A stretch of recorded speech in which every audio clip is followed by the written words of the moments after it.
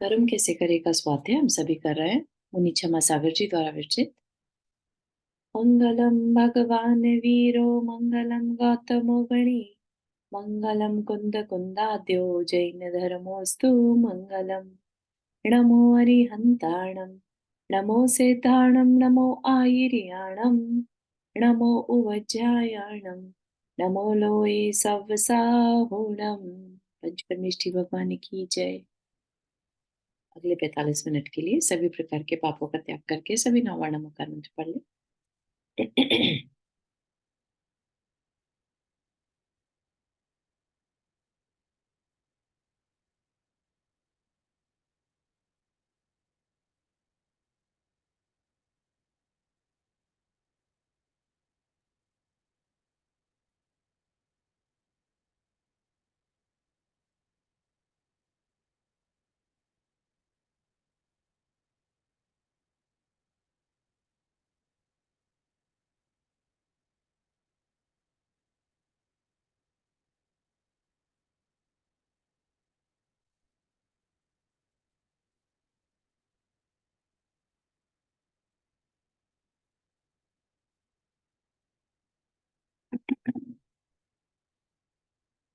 तो हमारा इसमें हालांकि अभी काफी टाइम से ब्रेक हो गया, लेकिन हमारा यहाँ पर टॉपिक क्या चल रहा था? आयु कर्म का, है ना। कर्म 8 प्रकार के होते हैं और कर्म हमारी सोल के साथ या हमारे साथ चिपकते हैं। ठीक है, ये सारी चीजें हमने आ, समझी। अभी सोफार थोड़ा थोड़ा हम जान रहे हैं, नया भी हो सकता है कुछ के लिए। तो वो चीज हमें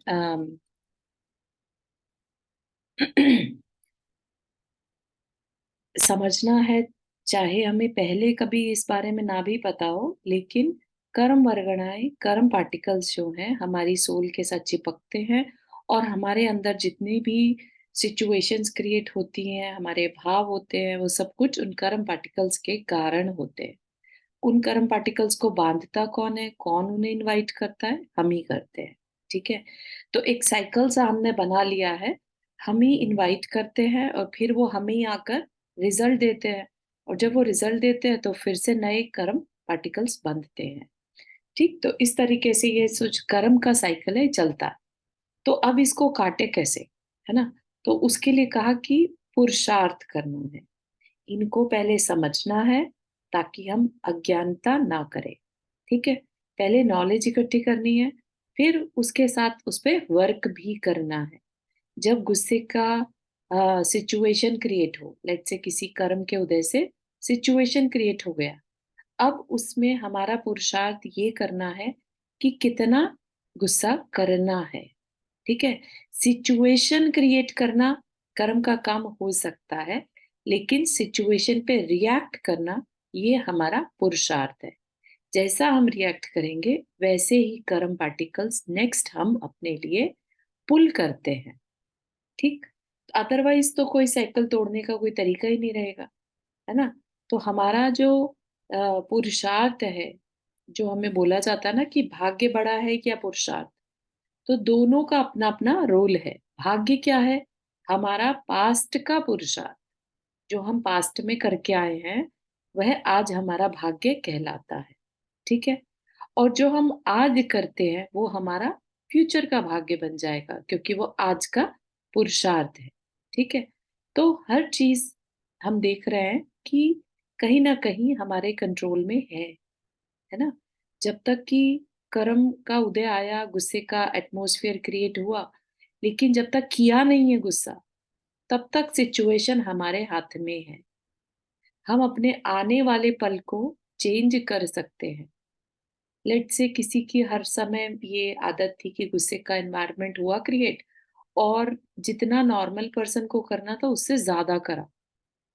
ठीक, तो उससे क्या होगा? उसका जो आने वाला नेक्स्ट कर्म का उदय भी है, वो भी और तीव्रता के साथ, जो पाप कर्म है वो बढ़ जाएगा, है ना। क्योंकि उसने पाप कर्म को किया, है ना। उसने रिएक्शन जो किया वो क्या था? एक गलत काम था। गलत इन द सेंस कि वो पाप कार्य था। पाप क्यों था? क्योंकि क्रोध करना हमारी आत्मा का काम नहीं है। ठीक है, जो काम आत्मा का नहीं है और वो करे तो वो पाप, ठीक? और जो काम आत्मा का है और वो करे तो पुण्य। जैसे दया करना, अहिंसा करना, क्षमा करना, ये हमारी आत्मा के काम हैं या आत्मा के गुण हैं। जब हम उन कर्मों को करते हैं जो आत्मा के गुण है तो पुण्य बनता है, और जब हम ऐसे काम करते हैं जो आत्मा के काम नहीं है, आत्मा के गुण नहीं है, तो उसको पाप कहें। है ना? सिंपल सा तरीका है पाप और पुण्य का। किसी ने इसको आपको आपके साथ ऐसे डिसाइड कर दिया हो कि नहीं, ये करोगे तो पुण्य, ये करोगे तो पाप, ऐसा नहीं। क्लियर है कि जो काम आत्मा का गुण है वो पुण्य, और जो आत्मा का गुण नहीं है वो पाप। ठीक है? तो हमें ये भी ना लगे कि हमारी लाइफ को कोई समाज चला रहा है या कोई पर्सन चला रहा है, ऐसा नहीं। है ना? इसमें बिल्कुल क्लियर हमें आत्मा के बारे में जब हम पढ़ते हैं शास्त्र में, तो पता चलता है आत्मा की क्वालिटीज़, ठीक? और उसी से हम डिसाइड करते हैं कि पाप है या पुण्य, ठीक? तो इस तरीके से जब हमने पाप को चुना, गुस्सा करना काम नहीं था हमारा लेकिन हमने किया, तो हमने पाप को चुना, राइट? तो जब हम पाप को चुन रहे हैं, तो जो पहला पाप है उदय में अगर आने वाला है फ्यूचर में, तो वो और ज़्यादा पाप प्लस में पाप, तो वो उसकी पावर और बढ़ जाती है। लेट्स से आपने पाप की जगह पुण्य को चुना होता, है ना? और अगर आपके लेट्स से पाप का उदय आ रहा होता, तो पाप का उदय और आपने चुना क्या? पुण्य। तो पाप और पुण्य मिक्स होके क्या होगा? उसका पाप का इफ़ेक्ट या तो कम हो जाएगा या पुण्य का बढ़ जाएगा, है ना? तो दोनों एक तरह से हमारे डिसीज़न पर डिपेंड करता है कि हम किस तरह की चॉइसेस बना रहे हैं। हमने पाप को चुना या पुण्य को चुना, दैट विल डिसाइड हमारा करंट का क्या सिचुएशन बन रही है। कई बार कहने में आ जाता है ना कि कोई अ, अरे तुम्हारे धर्म करने से जो बड़ा पाप था वो तकलीफ थी, बड़ी तकलीफ थी, वो छोटे में बदल गई, है ना? तो वो भी क्या है? कोई धर्म करता है, धर्म क्या बेसिकली? धर्म करना क्या होता है? धर्म की क्रियाएं, है ना? धर्म की क्रियाओं में क्या है? हम भक्ति करेंगे, मंदिर जाएंगे, स्वाध्याय करेंगे, ये सब क्या है? किस कैटेगरी में डाल दिया? धर्म की क्रियाओं में। ठीक? अब इन धर्म की क्रियाओं में भी कोई चाहे तो पाप बांध सकता है और कोई चाहे तो पुण्य बांध सकता है। ठीक है? क्रियाएं भले ही हम धर्म की कह दें, लेकिन डिपेंड करेगा कि हम उसको किस इंटेंशन से कर रहे हैं। ठीक है ना? जैसे रावण ने भी अ, शांतिनाथ भगवान की पूजा करी, भक्ति करी, है ना? लेकिन क्या उसको उसका फायदा मिला? नहीं मिला, है ना? क्योंकि उसकी इंटेंशन क्या थी? उसकी इंटेंशन थी बहुरूपिणी विद्या को सिद्ध करना, ताकि वो राम को हरा सके, है ना? तो उसकी इंटेंशन ठीक नहीं थी। ऐसे ही जब हम धर्म की क्रिया करते हैं, हम किस लिए कर रहे हैं, तो वो सारी चीज़ें भी हमें ध्यान में रखनी है। हमारी इंटेंशन क्या होगी? अगर हमारी इंटेंशन है मन को शांत करना, ठीक है? या हमारे अंदर इतनी स्ट्रेंथ आ जाए कि हम अपने डिफिकल्ट टाइम में भी शांति बनाए रख सकें, तब तो वो धार्मिक क्रिया हमारी अच्छी इंटेंशन से करी हुई मानी जाएगी। लेट्स से किसी ने धर्म की क्रिया करी और उसका इंटेंशन क्या है अंदर से कि दूसरे का इतने पावरफुल हो जाऊं कि दूसरे का बिगाड़ कर सकूं, सब मेरे कंट्रोल में चले, है ना? या मेरा ही मेरा अच्छा हो, दूसरे का अच्छा ना हो। इस तरह के भावों से अगर हम धर्म कर रहे हैं, तो फिर वो हमारा धर्म हमारे काम में नहीं आएगा। नहीं आएगा मतलब हमारा हमने पुण्य छीन कर लिया, पुण्य कम कर लिया। कहने को हम बड़े धार्मिक, है ना? देखने में दुनिया को दिख रहा होगा हम बहुत धार्मिक, हम तो बहुत सारा दिन मंदिर में बैठे रहते हैं। लेकिन वहां बैठकर अगर हमारा मन जो है दूसरे के किस तरह से बिगाड़ कर दूं, या सिर्फ मेरा ही मेरा अच्छा हो, इस तरह के भावों के साथ हम पूजा करें, तो फिर हम समझिए अपना नुकसान कर रहे हैं, उसमें कुछ भी अच्छा नहीं है। तो ये सब जो हम जान रहे हैं, ये सब क्या है? ये हमारे किस तरह के परिणाम है, ठीक अब परिणामों से ही हमारा आयु कर्म भी डिसाइड होता है। 4 आयु होती है, ठीक? हम या तो नरक आयु बाँध सकते हैं, मनुष्य आयु, देवायु या तिर्यंच आयु। और ये आयु जो बंधती है, ये हमारे परिणामों से बंधती है। आयु बंध का एक प्रोसेस होता है, मतलब आयु हर समय नहीं बंधती, ठीक है? सारे कर्म, सातों बाकी के सातों कर्म जो हैं, वो हर समय बंधते हैं, लेकिन सिर्फ़ एक आयु कर्म ऐसा है, जो हर समय नहीं बंधता, ठीक? तो उसका एक क्या सिस्टम है, वो हमने जो लास्ट क्लास थी हमारी जून 9th को, हमने उसमें थोड़ा-सा देखा था। क्या देखा था? कि जो आयु कर्म है, वो किसी की भी लाइफ में 8 टाइम्स 8 मौके आते हैं, जबकि आयु बंध सकती है। वो कब आएँगे, किसी को नहीं मालूम, ठीक है? पहले में नहीं आया, दूसरे में आ सकता है, दूसरे में बंध सकती है, दूसरे में नहीं बंधी, तीसरे में बंध सकती है, तीसरे में नहीं, चौथे में नहीं, 5वाँ। ऐसे करके अगर 8वें में भी नहीं बंधी, तो लास्ट सेकंड में जो हमारे भाव होते हैं, उसके हिसाब से हमारी आयु बंध जाती है, ठीक है? तो कहना क्या चाह रहे हैं, लास्ट मौका जो है, उसमें तो आयु बंध ही जाएगी, लेकिन पहले भी बन सकती है क्या? हाँ, बिल्कुल बन सकती है ना? तो इसलिए किसी को नहीं मालूम कि आयु कब बंध जाए। इस वजह से हम हमेशा अपने परिणामों को अच्छा रखें, ठीक है? क्योंकि आयु जो बंधती है, वो सिर्फ़ और सिर्फ़ हमारे कैसे परिणाम हैं, आयु बंध के समय, उसके हिसाब से बंधती है, ठीक? तो ये थोड़ा-सा और एक बार और देख लेते हैं। 8 मौके आते हैं पूरे जीवन में, जिसमें कि हमें आयु बंध सकती है, ठीक है? हमने अभी तक क्या जाना था कि नरक आयु कैसे बंधती है और तिर्यंच आयु। जब हम बहुत ज़्यादा पाप करते हैं, बहुत ज़्यादा परिग्रह करते हैं, बहुत ज़्यादा हिंसा करते हैं, तो हम उस तरह के जब हम परिणाम कर रहे होते हैं, तो हम अपने लिए नरक आयु बाँध सकते हैं, ठीक है? जिस भी पर्सन के परिणाम हर समय हिंसा के होंगे, है ना? बहुत ज़्यादा चीज़ों को इकट्ठा करने के होंगे, तो समझ लीजिए कि वो अपनी नरक आयु बाँध सकता है ना? क्योंकि मौका आएगा आयु बंध का और उसके परिणाम कैसे चल रहे होंगे? हिंसा के चल रहे होंगे, तो उसकी कैसी आयु बंधेगी? नरक आयु बन जाएगी, है ना?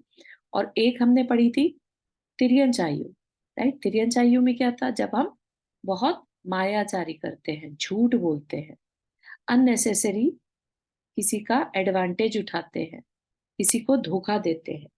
ये सारे अगर परिणाम हमारे हर समय चलते हो तो हमारी आयु कैसी बंधेगी?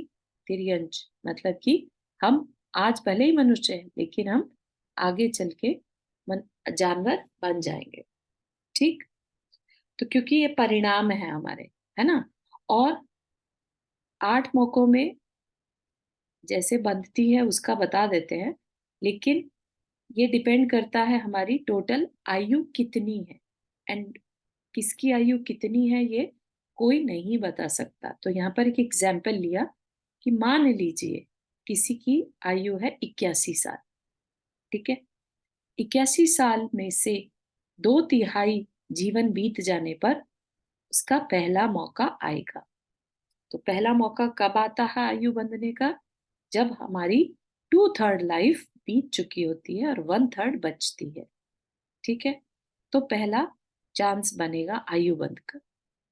अब वो एग्ज़ैक्टली कब हमारी 2/3 आयु बीत गई, नो वन नोज़, है ना? लेकिन आप ये देखिए कि नो वन नोज़ लेकिन कर्म पार्टिकल्स को पता है। हमारी आयु के जो कर्म है, आयु कर्म है और आयु कर्म के भी पार्टिकल्स होते हैं। तो वो पार्टिकल्स हमारे कंटिन्यू रहते हैं throughout our life, right? तो जित एक-एक निषेक कह लीजिए या एक-एक पार्टिकल जो है, वो हमारी आयु कर्म में से खत्म होता जा रहा है, ठीक? जब वो 2/3 कंज़्यूम हो चुका होगा और 1/3 बचा होगा, आयु कर्म का द्रव्य कह लीजिए या टोटल आयु कर्म के जो पार्टिकल्स हैं, वो 2/3 खत्म हो चुके हैं अपना इफेक्ट देकर या अपनी उम्र बीत चुकी है ना? तो पहली आयु बंधने का मौका आएगा। फिर दूसरा कब आएगा? तो जो 1/3 बची है, अब उसका 2/3 जब बीत जाएगा, तब सेकंड मौका आएगा। फिर जो उसका 1/3 बचा है, ठीक? उसका 2/3 निकल जाएगा, तब थर्ड मौका आएगा। तो उसके लिए एग्ज़ाम्पल क्या लिया? 81 साल की आयु है लेट्स से, ठीक? तो जब 54 इयर्स बीत जाएँगे, पूरे हो चुके होंगे, तब आयु बंध का पहला मौका आएगा। अब कोई आयु आप सोच सकते हैं, है ना?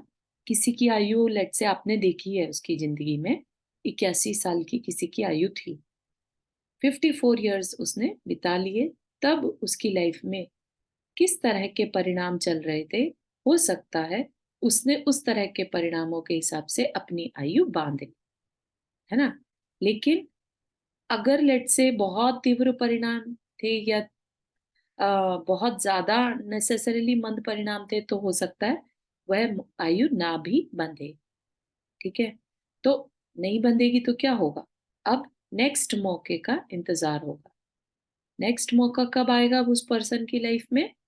अब उसके जो 20 इयर्स 7 इयर्स बचे हैं, उसमें से भी जब अनदर 18 साल निकल जाएँगे, पहला 54 साल पे पहला मौका आया तब नहीं बंधी लेट्स से, है ना? अब 27 इयर्स में से जब अनदर 18 साल और निकल जाएँगे, तब दूसरा मौका। अब लेट्स से किसी की फिर भी नहीं बंधी, तो क्या होगा? तो अनदर 6 इयर्स जब निकल जाएँगे, ठीक है? इनको कैसे कैलकुलेट किया जा रहा है? जो 1/3 आयु बचती है, अब उसको टोटल आयु मान लिया जाएगा, है ना? जैसे 9 साल बचे, 9 साल में से 2/3 कितना हो गया? 6 साल, है ना? तो 6 साल और निकल जाने पर तब तीसरा मौका। फिर कितनी बची? लेट्स से तब भी तीसरे मौके पर भी नहीं बंधी। तो बाकी की बची हुई 3 साल में से फिर जब 2 साल निकल जाएँगे तो चौथा मौका। फिर भी नहीं बंधी, 1 वर्ष बचा। अब उस 1 वर्ष में से जब 8 माह यानी 2/3 निकल जाएगा तब जाके 5वां मौका आएगा। फिर भी नहीं बंधी, है ना? तो 4 महीने में से जो बचे हुए 4 महीने थे, अब उसमें से अगर 3 महीने निकल जाएँगे तब उसका छठा मौका आएगा। अब लेट्स से उसमें भी नहीं बंधी, तो 1 महीना ही बचा अब उसकी लाइफ का, राइट? अब उसमें से जब 20 दिन और निकल गए तब 7वां मौका आएगा, है ना? अब 8वां मौका कब आएगा? अब जब 10 दिन बचे लाइफ के, उसमें से भी 6 दिन निकल जाने के बाद 8वां मौका आएगा। यानी कि लास्ट के जो ज़िंदगी के 4 दिन बचे हैं, उसमें 8वां मौका। अब 8 ही आते हैं, राइट? अब इसमें भी किसी की अगर नहीं बंधी, तो क्या होगा? तब क्या कहा है शास्त्र में कि जब प्राण छूटने के एक समय पहले जैसे भी परिणाम होंगे, उस समय पर आयु बंद उन परिणामों के हिसाब से हो जाएगी, ठीक है? तो इसीलिए क्योंकि किसी को नहीं मालूम कि वो 8 मौके कब आके चले गए या लास्ट हमारी ये सांस जो अभी हम ले रहे हैं ये लास्ट सांस हो, नो वन नोस, है ना? तो इस वजह से हमारे परिणामों को हमेशा संभालने की बात कही है। क्यों कही है? जैसे एक एग्जाम्पल दिया था, कहानी सुनाई थी मुनि महाराज की।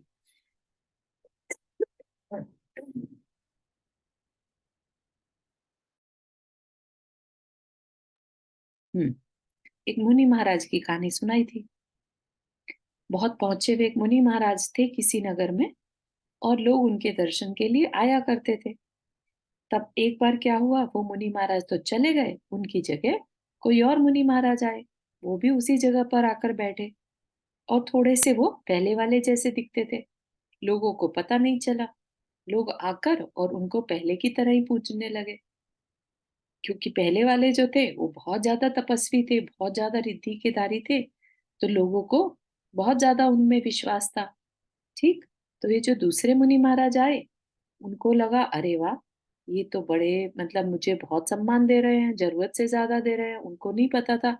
बाद में जब पता चला कि ये इस वजह से दे रहे हैं, बात पता चलने के बाद भी उन्होंने उस बात को डिस्क्लोज़ नहीं किया, ठीक?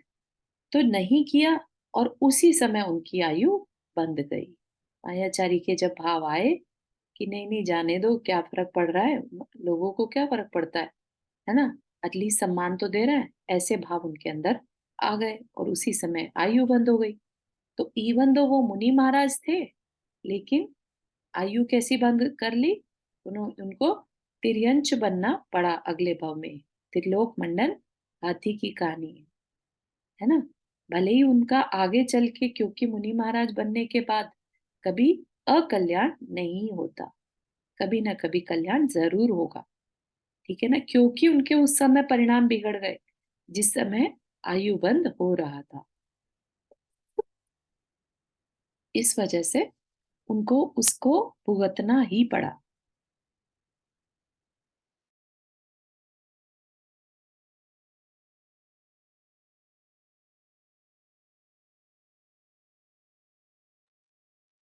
सॉरी थोड़ा-सा कॉफ़ हो रहा है, ठीक है? तो इस तरीके से हमें जो हमारे आचार्य हैं, क्योंकि उन्हें ये बात पता है कि आयु कर्म कोई नहीं जानता किसकी लाइफ कितनी है ना? तो इस वजह से हमेशा अच्छे परिणाम रखने की सलाह दी गई है, ठीक है? तो ये चीज़ हमें समझनी चाहिए और इस पर हम बहुत सावधानी रखें। क्या कह रहे हैं कि कई बार हम देखते हैं कि कई बार कोई जानवर है ना? खूब एसी गाड़ियों में घूमते हैं। तो ऐसा उस जानवर ने क्या किया होगा जो आज उसको इतना अच्छी लाइफ़स्टाइल मिल गया, है ना? तो क्या-क्या उसके बारे में कि जीवन भर उसने अच्छा कार्य किया होगा, लेकिन आयु बंध के समय उसने चूक कर दी। तिर्यंच आयु बंध गई, है ना? लेकिन क्योंकि जीवन भर अच्छे परिणाम किए थे, उस समय अच्छे परिणाम करने के कारण इवन दो जानवर बना, लेकिन लेट्स से एक राजा के महल में बन गया, जहाँ पर खूब उसकी देखभाल हो रही है, राजा का फेवरेट हो गया, है ना?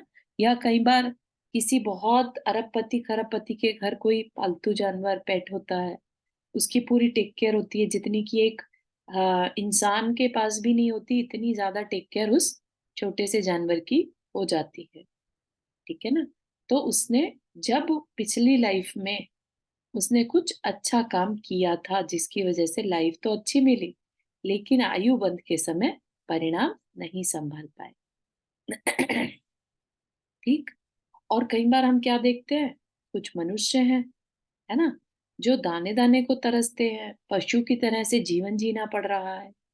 तो ये भी सिमिलर केस हो जाता है कि वैसे तो परिणाम बहुत खराब थे, लेकिन आयु कर्म के समय पर अपने परिणाम उसने मनुष्य वाले रख रखे थे, जो कि हम आगे पढ़ेंगे मनुष्य आयु कैसे बंधती है ना? तो इस वजह से मनुष्य तो बन गया, लेकिन क्योंकि परिणाम बहुत खराब किए थे, सबके साथ बुरा व्यवहार किया, तो अब उतना कष्टदायी जीवन जीना पड़ रहा है। तो इस तरीके से हमारे किए हुए कोई भी भाव वेस्ट नहीं जाते। अभी आज ही एक इंसिडेंट याद आ रहा था, एक्चुअली कहीं पर सुना था कि हम कोई भी विश करते हैं, है ना? हम हमें बहुत जगह पर लॉ ऑफ अट्रैक्शन या ये कहा जाता है कि कोई भी अगर विश हम अपनी पूरी शिद्दत के साथ करते हैं, पूरी पैशन के साथ करते हैं, तो वो पूरी होती है, ठीक है? माना कि पूरी होती है, ठीक है? लेकिन क्या हम उस डिज़ायर में, उस विश में पड़कर अपने उस जीवन को ख़त्म करना चाहेंगे? कैसे? तो समझिएगा, जैसे कि किसी को उम, कुछ फॉल वग़ैरह देखने की आदत तो अच्छे लगते हैं किसी को लेट्स से, है ना? जैसे एक एग्ज़ाम्पल आता है, कोई कनाडा में गए, है ना? नायग्रा फॉल्स बहुत पसंद आया, बहुत अच्छा लग रहा था। एंड चलते टाइम उन्होंने क्या विश कर लिया कि मुझे ये नायग्रा फॉल देखने फिर से ज़रूर आना, ठीक है?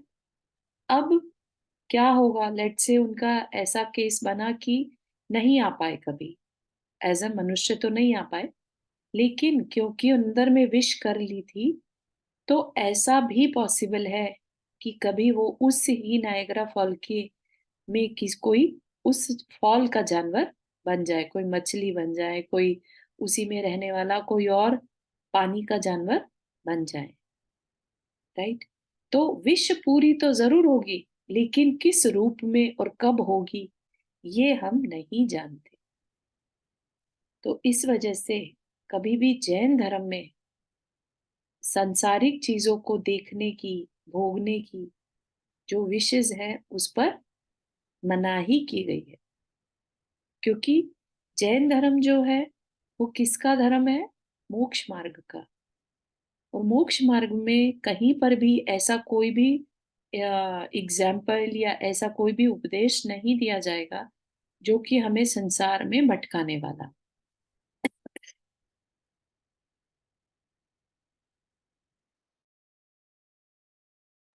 इसी वजह से अगर आप देखेंगे तो इष्टोपदेश नाम का जो हमारा एक शास्त्र जी है, ठीक है? आचार्य पूज्यपाद स्वामी जी का लिखा हुआ, तो उन्होंने अपने उनको सारी बातें पता थी, इवन लॉ ऑफ अट्रैक्शन भी पता था। उन्होंने क्लियरली उस शास्त्र जी में लिखा कि इच्छा करने से सब कुछ पूरा होता है, माना, लिखा उन्होंने क्लियरली कि आप जैसा चाहते हैं वैसा होगा। आप सिर्फ ध्यान करिए, फोकस करिए और आपको मिलेगा, क्लियरली लिखा है। लेकिन एक तरफ खली है, एक तरफ घास का टुकड़ा है और एक तरफ हमारे पास रत्न है। आप किसको पसंद करोगे, ये चॉइस हमारी है। तो हम फोकस किस पर रखें, मिल दोनों सकते हैं। हम घास फूस पर ध्यान करें कि हम रत्न पर ध्यान करें, ठीक? तो उनका क्या कहना का मतलब है, जो विषय सामग्री है, संसार के वैभव है, सुख है, वो क्या है, घास फूस की तरह है। और जो हमारा मोक्ष है, हमारी आत्मा है, वो रत्न की तरह है, राइट? अगर हम रत्न की ओर ध्यान करेंगे तो घास फूस तो अपने आप मिल ही जाएगा। ये भी उनकी गाथा में आता है। कैसे मिल जाएगा? जैसे किसी ने मोक्ष मार्ग का अम, ध्यान किया, है ना? मोक्ष मार्ग का ध्यान किया, उस पे चलना शुरू किया, तो अगर वो लेट्स से मोक्ष मार्ग उस भव में नहीं भी पा पाएगा, तो अगले भव में देव तो बनेगा नियम से, है ना? देव बन के सारे सुख उसे मिल जाएँगे, ठीक है ना? तो अगर फोकस मोक्ष का होगा, तो घास-फूस जैसे जो सुख सामग्री है, वह तो मिल ही जाएगी। तो ऐसा मत समझिए कि जैन दर्शन में विषय सामग्री के लिए कोई स्थान नहीं है। उनका कहना सिर्फ इतना है कि विषय सामग्री को फोकस मत बनाओ। हमें इतने सारे एग्जाम्पल्स दिए गए कि अगर तुमने तपस्या करी और इसलिए कर ली कि मुझे ये सुख मिले, मैं चक्रवर्ती बन जाऊं, मैं सबसे बलशाली बन जाऊं, है ना? तो हमने क्या देखा, कितनी पुराणों में, कहानियों में देखा कि उस तपस्या से अगर संसार के सुख मांग लिए, तो वो संसार के सुख हमें अगले भाव में तकलीफ का कारण बनते हैं, राइट? या उसी भाव में भी तकलीफ का कारण बन सकते हैं। तो इस वजह से इसको देखते हुए हमारा जैन धर्म दर्शन जो है, वो बड़ा बोरिंग हो सकता है, माना जाए कि अरे इसमें तो कहीं पर भी कोई तंत्र मंत्र नहीं बताए जाते, हमारा फायदा क्या है इसको क्यों करना? लेकिन जबकि बात बिल्कुल इससे ऑपोजिट है ना?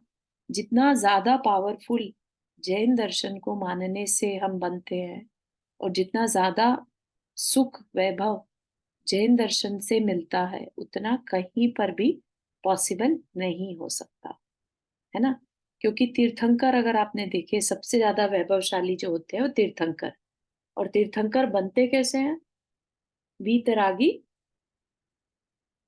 राजा बने हो पहले, है ना? राजा ने जिसने तीर्थंकर प्रकृति बांध ली हो, सब कुछ छोड़कर, और उसने सबके कल्याण की भावना भाई हो, है ना? तो जाके आगे चल के उसको सारे सुख वैभव मिल गए, ठीक है ना? तो इस तरीके से बात को समझकर हम धर्म को करें, है ना? अपने गोल को फिक्स करें, गोल को समझें और विश्वास रखें पुण्य पर, राइट? कि पुण्य करेंगे तो पुण्य का फल ज़रूर मिलेगा। अगर आज हमें पुण्य का फल नहीं दिखाई दे रहा अपनी लाइफ में, तो इसका मतलब ये है कि हमने हमारे पास पाप का कोटा थोड़ा ज़्यादा है ना? अब उसके लिए क्या करें? तो शांति रखें, है ना? ये पाप को हमने बाँधा, हमें ही इसको एक्सेप्ट भी करना होगा और भुगतना भी होगा शांति के साथ। शांति के साथ अगर एक्सेप्ट कर लेंगे उसे, तो वो एक तो वो जल्दी चले जाते हैं, और दूसरा हम आगे एटलीस्ट अपने वो उस पाप को दोबारा से नहीं बांधेंगे, है ना? हमें सिर्फ इस जीवन से नहीं, हमें अपनी सोल से मतलब है। हम अपनी सोल के लिए काम कर रहे हैं, हम अपने इस खाली जीवन के लिए काम नहीं कर रहे हैं, ठीक? तो बहुत ज़्यादा दुःख मानकर, बहुत ज़्यादा तकलीफ मानकर हम अपने अंदर आर्त ध्यान को ना बढ़ाएँ। उससे क्या होगा? उससे तिर्यंच आयु बंध सकती है ना? हमने समझा था तिर्यंच आयु कैसे बनती है? बहुत ज़्यादा दुःख मानने से, बहुत ज़्यादा मायाचारी करने से, ठीक है ना? तो ये हमें बात को समझकर, और ये समझना कि कहीं पर भी अ, जैन धर्म जो है वो बायस्ड नहीं है, किसी के लिए भी नहीं, ठीक है? ऐसा कोई भी एग्ज़ाम्पल हमारे जानने में नहीं आता जहाँ पर हम ये कह सकें अरे ये तो बायस्ड है ना? एक एग्ज़ाम्पल दिया, किस तरह से हम अपने आप को सँभाल सकते हैं। क्या कहा? कि एक सेल्समैन की नियुक्ति की गई। वो विदेश की कोई महिला थी यहाँ इंडिया में, बहुत सच्ची घटना है ना? लेडीज़ सेल्समैन थी और उनका काम सिर्फ़ ये था कि जो कस्टमर आए, उनकी पसंद में मदद करना, उनको कपड़े पसंद करवाने में उनकी हेल्प करना, चॉइस के मुताबिक सिर्फ़ इतना काम करना था। एक फैमिली आई, लेडी आई जो भी है ना? उनको साड़ी खरीदनी थी, ठीक? तो सेल्समैन जो थी, वो कह रही थी कि आपके शरीर पे ये इतनी अच्छी नहीं लग रही, आप ये दूसरी वाली लीजिए, है ना? और जो उसने सलाह दी थी, वो वाक़ई में बहुत अच्छी लग रही थी। लेकिन अब कस्टमर तो कस्टमर है, उसको जो अच्छा लगा उसने वो लिया, ठीक? तो वो लेकर, जो उसको अच्छा लगा वो लेकर वो चली गई। बाद में जो अ, पूछा उससे, भई आपने जो मुझे सजेस्ट की थी उसकी कीमत क्या थी? तो पता चला कि जो उसने खरीदी वो तो ₹500 की थी, और जो सेल्स पर्सन जो सजेस्ट कर रही थी कि आपके ऊपर अच्छी लग रही है, वो ₹300 की थी, है ना? तो उस कस्टमर को बड़ा आश्चर्य हुआ कि ऐसा कैसे भई कोई सेल्समैन होकर और हल्की चीज़ को अच्छा बताए, है ना? तो उसने पूछा, तो उसने कहा कि नहीं, अ, कि मेरा काम यहाँ पर कस्टमर को उस चीज़ को बताना है जो कस्टमर के ऊपर अच्छा लग रहा है ना? मेरा काम उसकी मदद करने का है। मेरा काम उसको ठगने का नहीं, कि कोई चीज़ अगर उस पे अच्छी नहीं लग रही है तो भी मैं कहूँ कि नहीं अच्छी लग रही। वो अलग बात है कि कस्टमर ने उसकी नहीं सुनी और जो उसको लेना था वो उसने लिया, जो कि महँगा था, है ना? लेकिन उसमें सेल्स पर्सन ने एटलीस्ट अपनी जॉब को पूरी निश्चलता के साथ, पूरी सरलता के साथ निभाया, ठीक है ना? तो इस तरह की सरलता हमारे अंदर भी बनी रहे, कि हमारे अंदर के जो भाव हैं, वो दूसरे के हेल्प के हों। हमारे अंदर ऐसे भाव ना हो कि हम दूसरे का बुरा करने के भाव से हेल्प करें, है ना? या अपना ही अपना फ़ायदा, सेल्फिशनेस के साथ हम उसके साथ, दूसरे के साथ बिहेव करें, ऐसा नहीं होना चाहिए, ठीक है ना? तो अभिप्राय हमारा क्या हो? अच्छा रहे, दिखावे का ना रहे, दूसरे को ठगने का, धोखा देने का ना रहे। जीवन भर अगर हम इस चीज को बनाए रखें, तो फिर निश्चिंत हो जाएं कि अब हमको तिर्यंच में नहीं जाना पड़ेगा। हमने ऐसे परिणाम नहीं किए जिससे कि हमें तिर्यंच की स्थिति को पाना पड़े। ठीक है ना? तो इस तरीके से अगर हम अपने परिणाम हर समय, माना कभी हो सकता है दिन में किसी टाइम हमारे भाव खराब हो भी गए, है ना? आप उसी उन परिणामों को प्रायश्चित करके, प्रतिक्रमण करके संभाल लें, है ना? और ये मान के चले कि हो सकता है अभी परिणाम, हमारी उम्र आयु बंद ना हुआ हो, बस इसी बात की दुआ करें। कभी गलती से जिस समय हमारे भाव खराब हो रहे थे, उस समय हमने आयु बंद ना किया, है ना? और फिर प्रतिक्रमण करके आगे बढ़े और वो उस भाव को फिर दोबारा रिपीट हम ना करें, ठीक है ना? तो इस तरह से जब हम बातों को सीखते हैं, तो हम अपनी लाइफ को अच्छा बनाएँगे ही बनाएँगे, ठीक है ना? यहाँ तक कि किसी को कोई क्वेश्चन, कुछ शेयर करना हो? नया चैप्टर हम नेक्स्ट क्लास से शुरू करेंगे।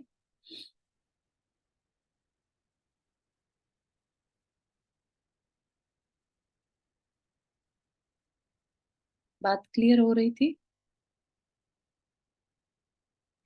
हाँ, बहुत अच्छा था पूरा चैप्टर। हुँ। लेकिन बस ये आयु कर्म का समझ में नहीं आता ये क्या है, हुँ, क्योंकि और आयु मतलब बंधने का क्या मतलब हुआ, क्योंकि हुँ, कभी कभी आपको छोटी सी चोट लग जाती है तो हुँ, आपके प्राण निकल जाते हैं, हुँ, कभी आप खाई में भी गिर जाते हैं तो बच जाते हैं। बिल्कुल तो सही। एक तरफ कहते हैं कि मतलब आयु थी तो, लेकिन फिर ये भी कहते हैं कि नहीं, दुर्घटना भी हो सकती है, आप अपने कर्म बदल सकते हैं। बिल्कुल सही। तो कब और कैसे बदल जाते हैं। एक बार शायद आप लोग को ध्यान हो, जब कुली की शूटिंग हो रही थी तो अमिताभ बच्चन को बहुत चोट लगी थी और अंदर जब ऑपरेशन हुआ तो बहुत ज्यादा कॉम्प्लिकेशंस थे। हुँ, तो क्या उनको इतनी सारी जो दुआएं मिली उसकी वजह से वो बच गए, क्योंकि उनका बचना बहुत मुश्किल था। हुँ, तो ये दुआओं का भी क्या असर होता है कि बहुत सारे लोग आपके लिए प्रे कर रहे हों और अच्छा हाँ, विश करते हो, तो उससे भी ये क्या हो आपकी सकता उम्र है। बढ़ जाती है। उम्र का देखिए बढ़ना और घटना तो अपने को नहीं पता चलेगा। हो सकता है कि उनका अभी टाइम बहुत खराब था, लेकिन ऐसा भी नहीं, इतना खराब भी नहीं था कि मरण ही हो जाए, ठीक है? कई बार टाइम इतना खराब हो सकता है कि मरण तुल्य दुःख आ सकता है। ऑलमोस्ट के जैसे बहुत सब लोग होते हैं, कई बार एक्सेप्शन केसेस जैसे देखने में आते हैं, जो बिल्कुल मरने से, जैसे ने मौत को बिल्कुल सामने से देखा हो, है ना? और फिर भी बच जाते हैं। तो हो सकता है अभी उनका मरण का समय नहीं आया था, लेकिन नेगेटिव बहुत तीव्र पाप कर्म का उदय था, जिससे तकलीफ इतनी बड़ी आ चुकी थी और जिसको कि दुनिया की विशेज़ ने उस नेगेटिविटी को जल्दी ही दूर कर दिया। हो सकता था ज़्यादा लंबा खिंच जाता। जैसे कि अभी हमारे एक जानने में आ रहे हैं, जिनका कि घर के बाहर ही अपनी ही गाड़ी से एक्सीडेंट हो गया। एक्सीडेंट भी बड़ा अजीब-सा हुआ कि किसी को नहीं पता कैसे हो गया, क्या हुआ? नो वन वाज़ देयर, कोई रिकॉर्डिंग नहीं, कुछ नहीं। गाड़ी का सिर्फ दरवाज़ा टेढ़ा है, तो इट सीम्स कि गाड़ी अपने आप चल पड़ी और वो उसको रोकना चाह रही थी और कि हैंड ब्रेक लगा दूँ, और वो हैंड ब्रेक खींचने के चक्कर में गाड़ी के दरवाजे में फँस गई या कुछ ऐसा हुआ। और आज उनकी हालत ऐसी है कि वो वेंटिलेटर पे है और 1 महीने से वेंटिलेटर पे है। मतलब डॉक्टर्स के कंट्रोल में सिचुएशन नहीं आ रही है। तो अब इसको क्या मानेंगे, है ना? इसे बहुत तीव्र पाप कर्म का उदय कहा जाएगा। आयु है, वो फाइट कर रही हैं अंदर से। आयु कर्म तो है, लेकिन हाँ, उन्हें बहुत पॉज़िटिविटी की ज़रूरत है, जिससे कि वो अपने इस तीव्र पाप कर्म से, अब खुद तो जो शांत परिणाम रखे हुए होंगे वो ठीक है, लेकिन बाकी बाहर से भी उनको पॉज़िटिविटी देकर उनकी उस नेगेटिविटी को थोड़ा कम किया जा सकता है, ठीक है ना? तो आयु कर्म क्यों, कैसे बनता है, थोड़ा उसको समझ लें अपन। लेकिन उसके पीछे अपन बहुत ज्यादा परेशान भी ना हो कि ये अकाल मरण ज्यादा होता है या कोई जैसे बोलते हैं कि आ, जाको राखे साइयां मार सके ना कोई, है ना। तो ये ज्यादा वैलिड है कि अकाल मरण को माने वो वैलिड है। Everything is valid, situation bye situation अलग अलग होता है ना।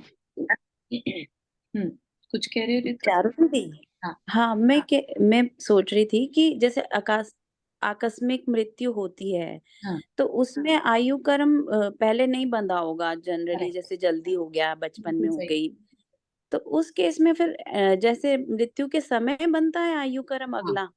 बिल्कुल सही है। जिस समय परिणाम उस समय कैसे रहे, अकाल मरण के समय लास्ट सेकंड में हम्म कैसे भाव रहे, उससे बन सकता है।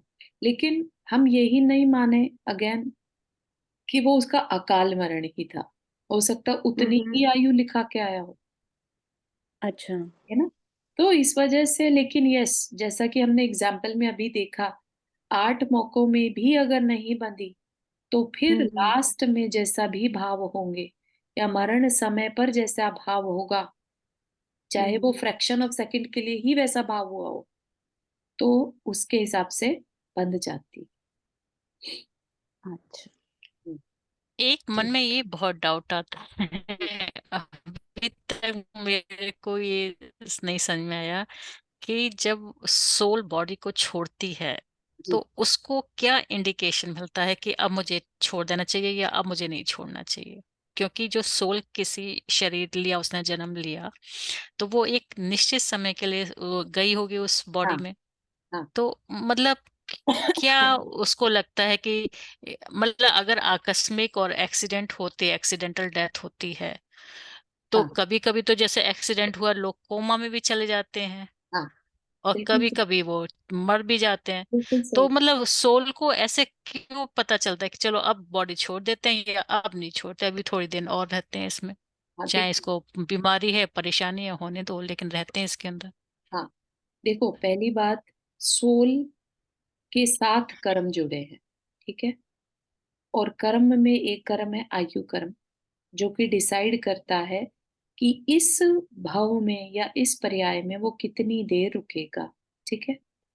लेट से उस आयु कर्म का, अभी हम अपने इजी बनाने के चक्कर में हम ये कहते हैं उसके 100 सेक्शंस थे, ठीक है। उस कर्म के 100 भाग थे, ठीक। अब 100 भाग थे। अब 100 वर्ष की आयु थी, एक एक करके 100 वर्ष में खत्म करना है। अपने आप होता है, कोई करता है क्या? नहीं। कर्म अपने आप उदय में आते हैं और खिर जाते हैं, है ना, निर्जरा हो जाती है उनकी। इसी तरह से आयु कर्म की भी निर्जरा होती है, ठीक। आयु कर्म का निषेक जो है, आयु कर्म के जो पार्टिकल्स हैं, वो हम आज बाकियों का एग्जाम्पल तो क्या ही लें, अपने एग्जाम्पल ले लीजिए।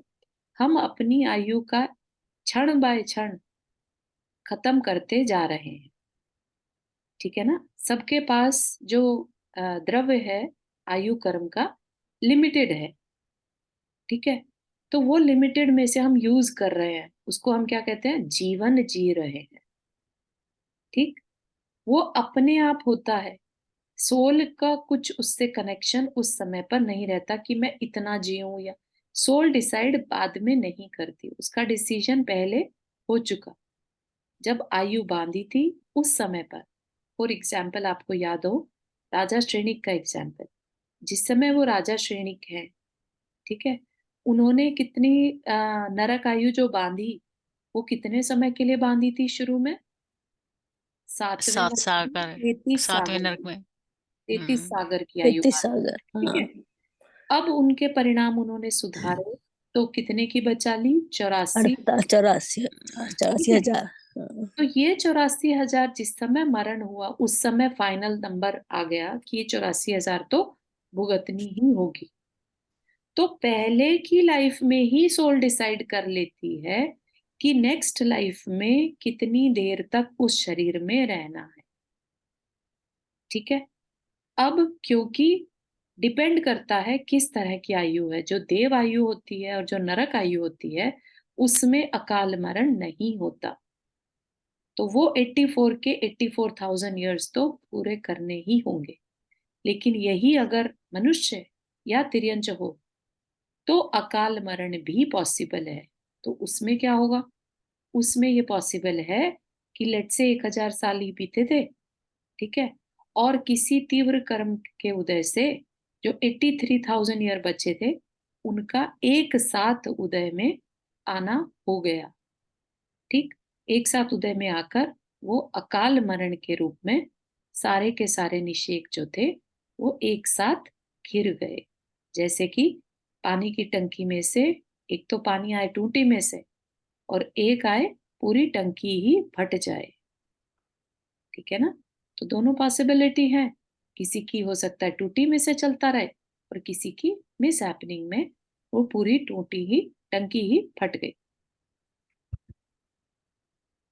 ठीक है ना? मतलब जो ज्यादा उम्र लेते हैं, मतलब पर उनको बोल सकते हैं अपन कि इनकी गति अच्छी होगी इसलिए इनकी उम्र अच्छी हो रही है। नहीं, ऐसा नहीं कह नहीं। सकते। अच्छा, उम्र गति लंबी है तो बहुत अच्छी गति होगी, नहीं। ऐसा नहीं बोल सकते। परिणाम अच्छा। के ऊपर बात है, क्योंकि अच्छा। आज उनकी उम्र लंबी है तो वो उनके पूर्व भाव के पुण्य के कारण, ओके। ठीक है ना? हाँ। क्लियर हुआ नंदा जी? हाँ हाँ, बहुत अच्छा।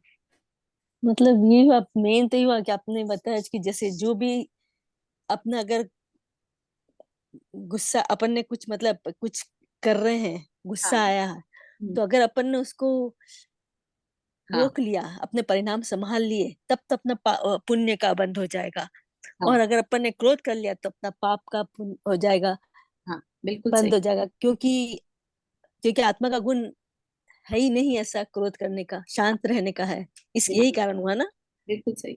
मतलब प्रेजेंट को संभाल लिया। प्रेजेंट को संभाल लिया, बिल्कुल हाँ। सही।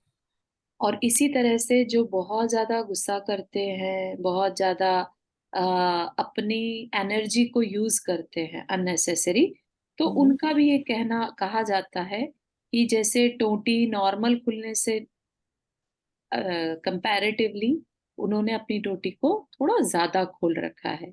तो जितनी टाइम की उनकी आयु थी, उन्होंने अपनी आयु को घटा लिया। इसी तरह से हम आयु को अ, जितनी हमने बांधी है, हो सकता है हम उसको पूरा भी जी के जा सकते हैं। कैसे? खुश रहकर या लाइफ को बहुत अच्छे से जीकर, ठीक है ना? तो दोनों तीनों पॉसिबिलिटीज अपने पास रहती हैं। हमारे परिणामों से, हमारे पाप कर्म के उदय से हम उस आयु को टाइम से पहले भी आ, खिरा सकते हैं, जिसको कि हम समय से पहले का मृत्यु का होना कहते हैं। ठीक, थैंक यू। ठीक है। जैसे चारू दीदी अपने आयु 80 मैक्सिमम ही मान के चले हम, हाँ, तो हमारा भी मतलब पहला बंद तो उदय में आने ही वाला है या आ चुका है ना, पहला आयु कर्म 54 साल पर आएगा, अगर हम 80 भी मान के चले ऑन एन 80 एवरेज। मैक्सिमम, हाँ, हाँ तो आने 54 पे वाला है। पहला आएगा। इसका मतलब अभी हम्म। तक नहीं बंधी है, राइट? बट बंद ही नहीं है। Again no one knows, right? Late से हम्म। किसी की 60 ही साल की आयु हो, तो तो उस बन हिसाब से चुका तो होगा। ऑलरेडी बच चुका है ना? तो इस वजह हम्म। से कोई नहीं कह सकता कि कितनी आयु और कैसे होगा। अच्छा, बंद चुका है लेकिन अभी भी कम ज्यादा हो सकता है ना, जैसे राजा श्रेणी के केस में उन्होंने बांध लिया नरक गति, फिर भी हाँ, उनका कम हो गया, तो अभी फ्यूचर हमारा बंद फ्यूचर भी गया लाइफ है। को उन्होंने कम किया था, फ्यूचर की लाइफ को, अच्छा। नॉट करंट, अच्छा। अच्छा। अच्छा। है ना? तो हाँ आज हाँ। अगर हम कोई सी आयु बांधते हैं, लेट से देव बनी, ठीक है, माना हाँ तो रहेंगे देव में ही लेकिन कम रहेंगे ज्यादा देव ही, होगी। लेकिन हम हो सकता है ऊपर और ऊपर के स्वर्ग के देव बन अच्छा। जाए, हो सकता है बहुत ठीक। नीचे के स्वर्ग के देव बन, ठीक है। हाँ। ठीक है ना? हम्म, हम्म। ठीक है, तो इतना ही रखते हैं और फिर नेक्स्ट उसमें नेक्स्ट चैप्टर से स्टार्ट करेंगे। हाँ जी। गुणवाणी स्तुति। जा वाणी के ज्ञान से सूझे लोकालो, सो वाणी मस्तक धरो सदा देखते हो दो। हे जिन वाणी भारती तो ही जपो दिन रहन, जो तेरा शरणा गए सो पावे सुख चैन। नौ पाणी।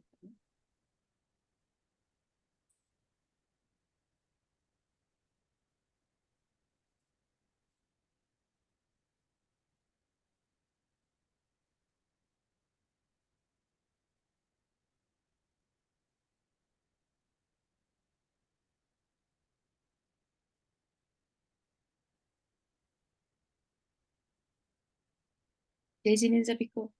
जय जिनेन्द्र। जय जिनेन्द्र चालीजोर सभी को।